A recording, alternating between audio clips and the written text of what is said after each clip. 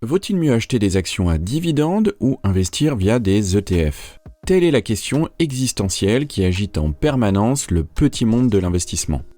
Car pour investir en bourse, vous avez deux approches différentes. Il y a ceux qui achètent en direct des actions d'entreprises et qui font ce que l'on appelle du stock picking, et ceux qui investissent uniquement dans des ETF et font le choix de ne justement pas faire de choix en achetant l'ensemble du marché. Et en tant qu'investisseur, il est essentiel de réfléchir à l'option qui vous convient le mieux et évidemment à choisir celle qui sera le plus rentable à long terme. Un investisseur peut opter pour l'achat d'actions individuelles générant des dividendes, des ETF à dividendes s'il le souhaite, ou une combinaison des deux. Comme c'est souvent le cas dans le monde de l'investissement, il existe une stratégie adaptée à presque tous les styles d'investisseurs, mais l'objectif commun est évidemment de réaliser des profits. Qu'il s'agisse de préparer sa retraite ou de poursuivre une quête d'indépendance financière, avoir un revenu passif est un objectif partagé par beaucoup, et les dividendes offrent une voie attrayante pour y parvenir. La question se pose alors, est-il préférable d'investir dans des actions individuelles, avec l'espoir de surperformer le marché, ou vaut-il mieux investir passivement en ETF et consacrer son temps à d'autres activités ? Petite parenthèse en ce début de vidéo, si vous souhaitez connaître les meilleurs ETF pour investir en bourse, je vous conseille de télécharger la liste qui se trouve en description de cette vidéo. Il vous suffit de renseigner votre adresse mail afin de la recevoir. Certains investisseurs optent exclusivement pour des ETF pour bâtir leur capital, tandis que d'autres se concentrent sur des actions individuelles en espérant des rendements supérieurs. Quelle stratégie offre le plus gros potentiel de gain afin de réaliser plus rapidement vos objectifs financiers? Quelle approche convient le mieux à votre emploi du temps et à vos préférences personnelles? Et est-ce que les actions à dividendes ne sont pas la meilleure option pour se créer une rente pour ces vieux jours? Vous le savez, les actions représentent des parts de sociétés cotées en bourse. Lorsque vous investissez dans une action d'une entreprise comme Total ou Coca-Cola par exemple, vous devenez propriétaire d'une petite partie de cette entreprise. Le prix d'une action individuelle est influencé par divers facteurs tels que les bénéfices de l'entreprise, le niveau d'endettement, la conjoncture économique générale, etc. Les entreprises distribuent une partie de leurs bénéfices aux actionnaires sous forme de dividendes, dont le montant est déterminé par le conseil d'administration. En revanche, un ETF est un panier d'actions qui offre ainsi une exposition à un ensemble d'entreprises plutôt qu'à une seule. Et les ETF se déclinent en plusieurs catégories. Certains suivent une industrie ou un secteur spécifique en investissant uniquement dans un type d'actif en particulier. On peut citer les ETF à haut rendement en dividendes, les ETF du secteur de l'énergie ou encore les ETF immobiliers. Il est également possible d'investir dans des ETF géographiques concentrés sur un seul pays, je pense notamment au S&P 500. Les ETF se négocient comme des actions et peuvent être achetés via des courtiers tels que Trade Republic ou via un plan d'épargne action. D'ailleurs, vous avez en description les courtiers en ligne que j'utilise pour le compte titre et le PEA. Si vous souhaitez obtenir un bonus de parrainage, les liens sont dans la description et cela permet au passage de soutenir ma chaîne. En plus des frais de transaction facturés par les courtiers, les ETF entraînent également des frais de gestion qui sont certes faibles comparés à ceux des fonds gérés, mais contrairement aux ETF, les actions individuelles, elles, ne supportent pas de frais de gestion. Leur possession est en quelque sorte totalement gratuite. Et le fait qu'il y ait des frais dans les ETF tandis que les actions individuelles n'en ont pas, cela peut avoir un impact significatif sur votre portefeuille à long terme. Imaginons un portefeuille de 1 million d'euros investi dans un ETF avec des frais de 0,4%. Cela signifie des frais annuels de 4 000 euros, soit 333 euros par mois. Et 333 euros par mois, ce n'est pas négligeable.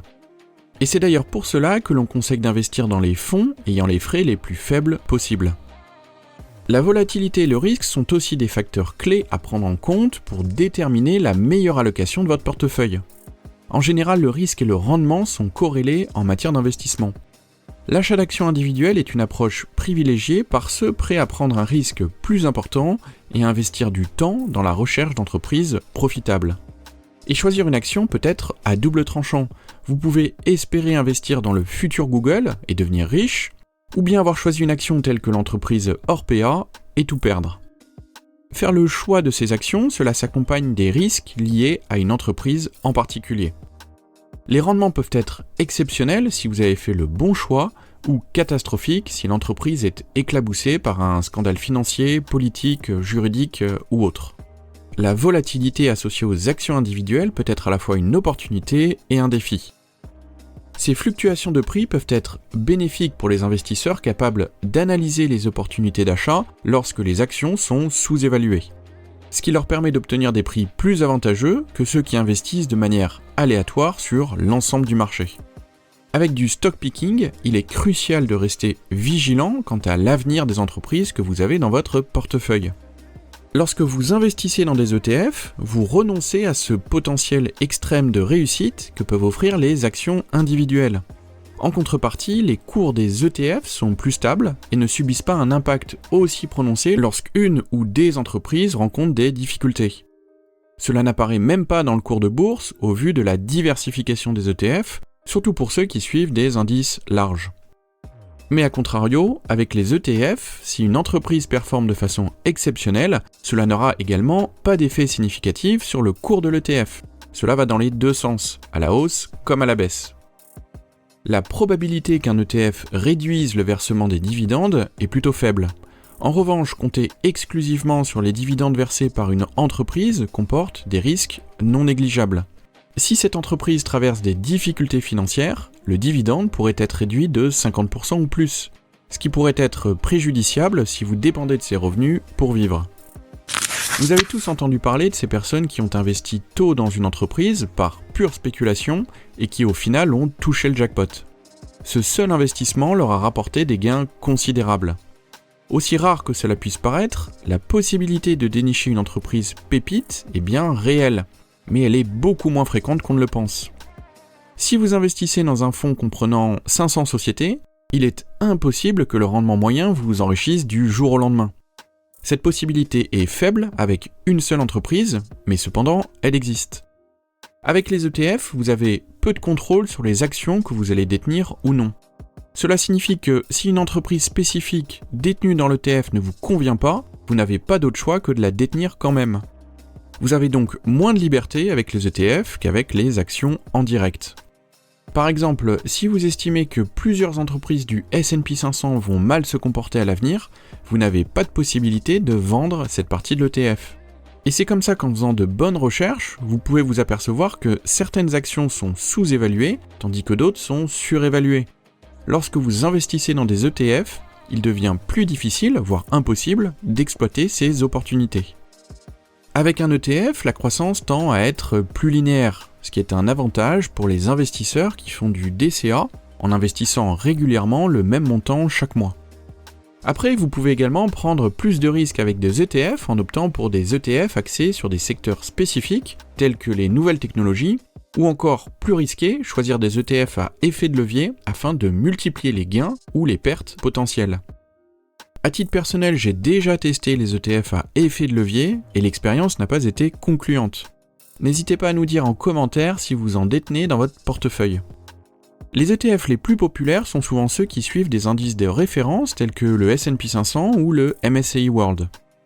Ce sont des choix stables et diversifiés offrant une exposition instantanée à une large gamme d'entreprises. Pour les investisseurs à la recherche d'une forme simple de revenus passifs, les ETF capitalisants ou même les ETF distribuants sont généralement les plus adaptés. Avec les ETF, vous investissez de manière totalement passive sans vous soucier de la performance de telle ou telle entreprise. Contrairement à l'investissement en actions individuelles qui nécessite un suivi régulier. Posséder uniquement des actions individuelles n'est pas recommandé pour la plupart des investisseurs, surtout pour les investisseurs débutants. Pour ceux qui souhaitent choisir eux-mêmes leurs actions, il est toujours judicieux d'avoir une partie de son portefeuille composée d'ETF afin de stabiliser votre portefeuille en cas d'erreur de jugement. À titre personnel, j'ai 80% de mon portefeuille qui est constitué d'ETF et 20% alloué à des actions individuelles. Et même si je sais que sur le long terme, il est fort probable que ce soit la partie ETF qui génère l'essentiel du rendement de mon portefeuille boursier, je ne peux pas m'empêcher d'investir en actions individuelles car cela m'amuse de tenter de battre le marché. Encore une fois, je le fais même si toutes les études montrent qu'il est plus rentable d'investir via des ETF qu'en faisant du stock picking. Au final, on reste des êtres humains, compétitifs par nature, et donc on souhaite tenter notre chance de battre le marché. Dites-moi en commentaire si de votre côté vous privilégiez plutôt les ETF ou les actions individuelles et dans quelle proportion. J'espère que vous avez apprécié cette vidéo. Si c'est le cas, n'hésitez pas à mettre un pouce bleu et à vous abonner. En attendant, je vous souhaite à tous plein de réussite dans vos investissements. À bientôt, ciao.